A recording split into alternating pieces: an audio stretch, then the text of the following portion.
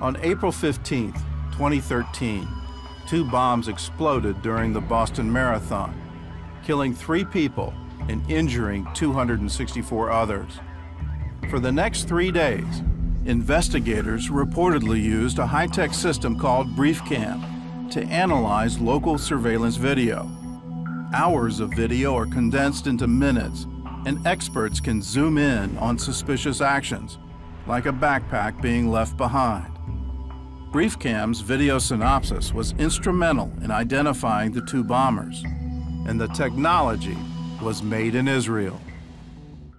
Technology is going to change all of our lives. It already has, and what's coming down the pike is going to be even more intense. Israel has often been called the startup nation. And while Jerusalem may be the spiritual heart of the country, Tel Aviv is the center of its startup success. Just a century ago, this thriving city was little more than a series of sand dunes. Today, it's been voted the second best high-tech center in the world, just after Silicon Valley. Israel was recently ranked the 4th most innovative nation in the world, from the iPhone to the PlayStation. Many of the ideas behind your favorite gadgets came from inventors right here in Israel. Flip-top cell phones, keyboards for smartphones, Intel Pentium chips, the ability to print straight from your computer, the flash drive, the chip in the iPad, the OS that runs the Amazon Kindle, the chip that controls the Sony PlayStation, and the 3D sensor in the Xbox Kinect. Every year, American companies are shelling out more and more shekels to buy small Israeli startups. The latest example is Waze, an Israeli smartphone app that gives live traffic reports based on your location. It warns users about traffic jams, accidents, and even sitting police cars. In 2011, Waze made headlines by helping drivers navigate the LA traffic jam known as Carmageddon. 2 years later, Google bought the program for just under $1 billion, making it the most expensive app in history. I think the key challenge for Israeli companies now is to go from startup nation to scale-up nation. We need to build bigger companies, not just sell them early to American multinationals, but to actually get them bigger, to get them into the sales process, and to create more jobs both here and in America and around the world. So what gives Israel its technological edge? We asked some of the country's most prominent business leaders, and the answer is, there's no single answer. Chutzpah is perhaps the most definitive Jewish word. Very, very hard to translate.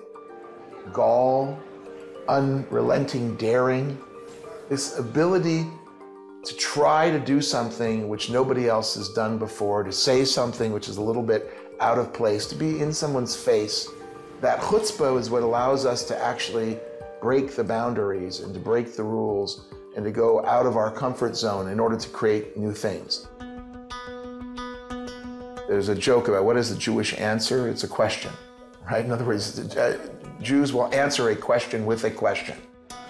That culture of challenging and debating and arguing, it's everywhere in Israel. Arguing is healthy because you get to better answers, you get to better results. And I think that is a key cultural attribute in Israel's economic success story and its economic miracle. Our roots, our education, maybe even that it's coming from the Talmud, is always being skeptical and asking questions.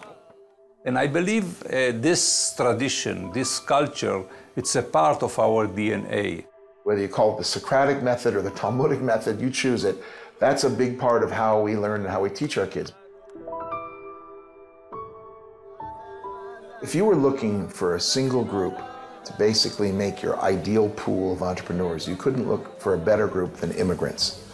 Immigrants make great entrepreneurs because they already did it in their own lives.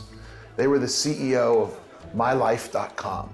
They took risk, they moved to a foreign country, they had to handle legal and facilities and HR to get jobs and banking and marketing, and they basically had to scale up innovation has a direct correlation to diversity. If you all think alike, you all act alike, I'm sorry, it's not going to be a particularly creative place.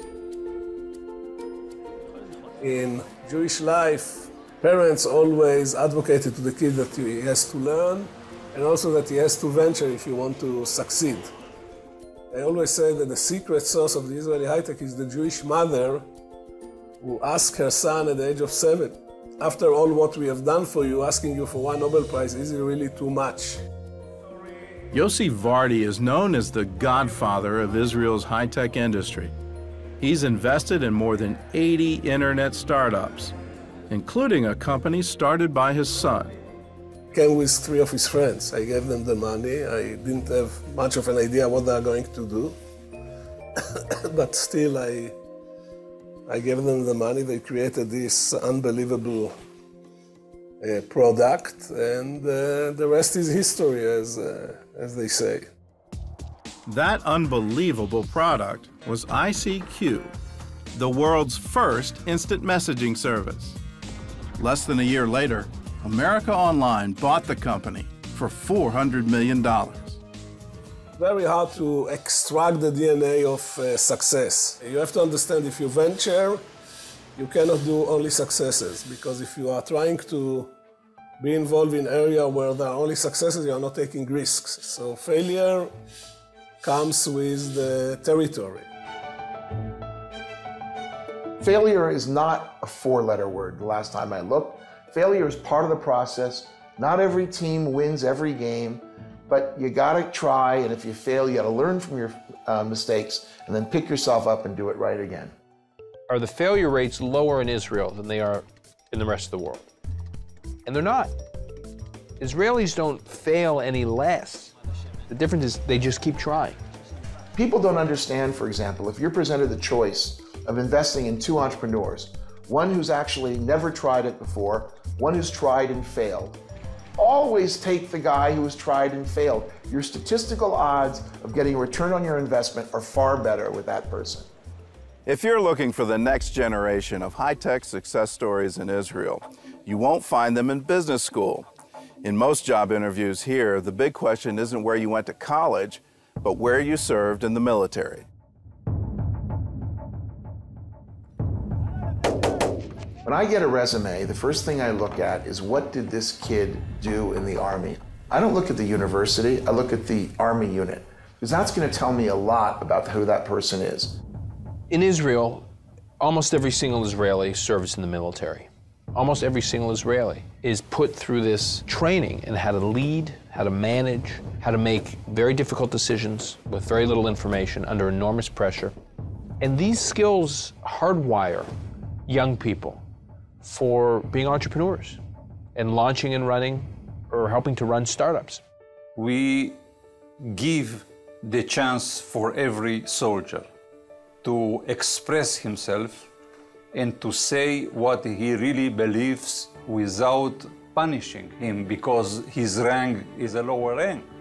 So I have to tell you that sometimes listening to these officers, they raise a lot of stupid ideas in my point of view. 40, 50, 60%. But 20, 30, 40% are wonderful ideas. Once they're out of the Army, soldiers take the same skills they've learned tracking terrorists and use them to make life safer for civilians. Israelis have developed everything from bomb-sniffing mice to software that prevents identity theft, to a scanner that lets you keep your shoes on during security checks at the airport. Many Israeli IT companies are founded by alumni of an elite military intelligence unit known as 8200, a highly secretive group that specializes in cyber warfare. Unit 8200 is believed to be the brains behind the Stuxnet virus that targeted Iran's nuclear facilities. In my company, in the R&D team, 80% of the engineers are coming from Unit 8200.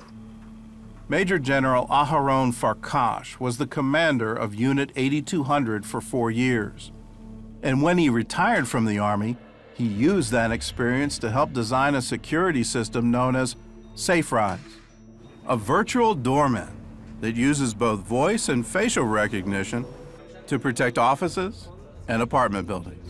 Welcome to FST.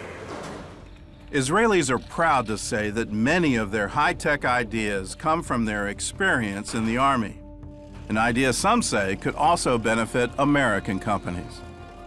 American businesses have a lot to learn with how Israel has integrated their military people when they're coming out of the military into the economy. It's really got to be part, I think, of everybody's culture.